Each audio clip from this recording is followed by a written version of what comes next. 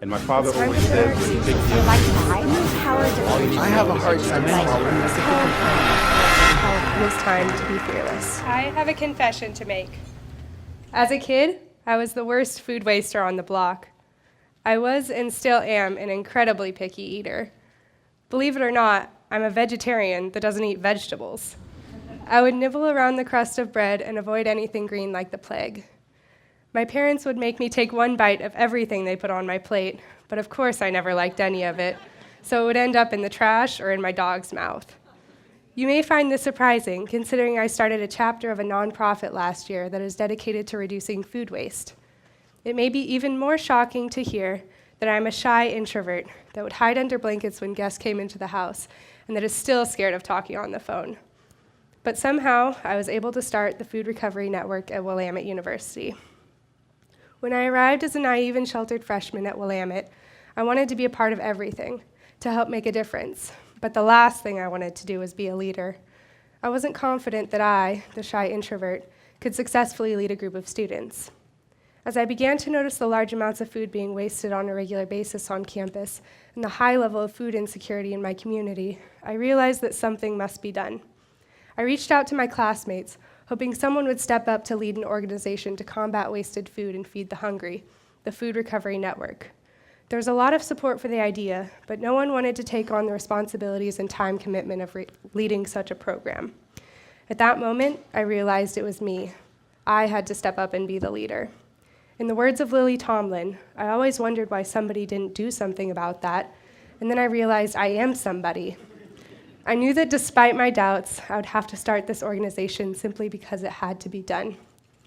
When referring to introverts who became influential leaders, such as Eleanor Roosevelt and Gandhi, Susan Cain states in her TED Talk that they were there because they had no choice, because they were driven to do what they thought was right. With about 40% of food in America wasted, and over 44,000 people in Marion County food insecure, not knowing where their next meal will come from, I wasn't doing what I thought was right by starting the Food Recovery Network. I was doing what I knew was right.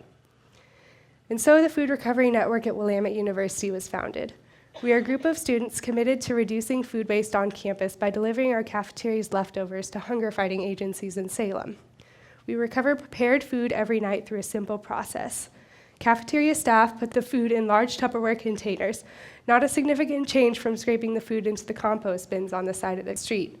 And composting is great, don't get me wrong, but why feed worms when there are hungry people on the street that would benefit from that nutritious food?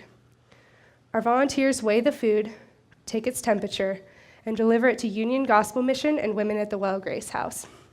Since our primary goal is to reduce food waste, we track the types and amounts of food donated and give this data to our cafeteria's administration with the hope that they will lessen food production in certain areas, thus reducing food waste throughout the year. Food waste reduction is important in not only lessening our wasteful behavior, but also in combating climate change, since food rotting in landfills creates methane, a potent gas with 21 times the global warming potential of carbon dioxide. If there are leftovers, however, they can simply be donated to the hungry in our community.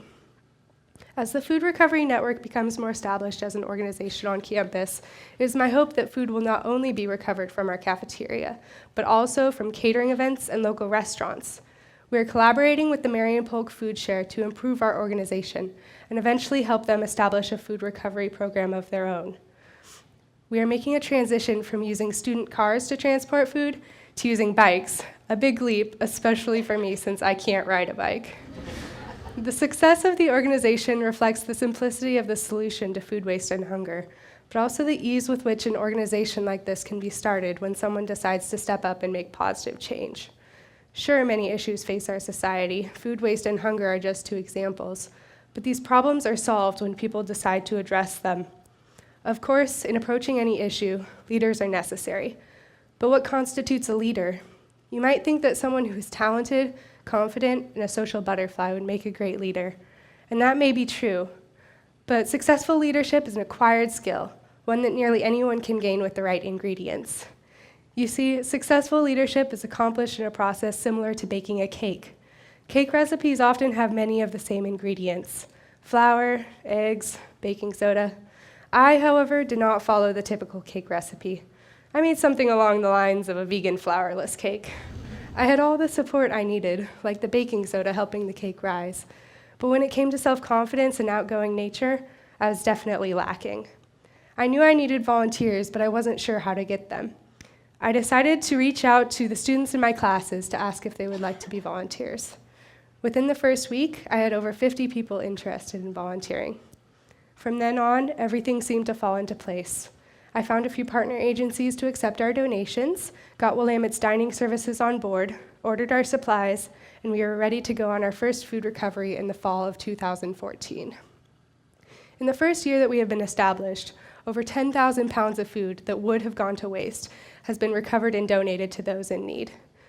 That is the equivalent of over 8,000 meals. Thank you. That is the equivalent of over 8,000 meals, about 40 a day, of leftovers. Leftovers that feed people in our community that may not have otherwise gotten a meal.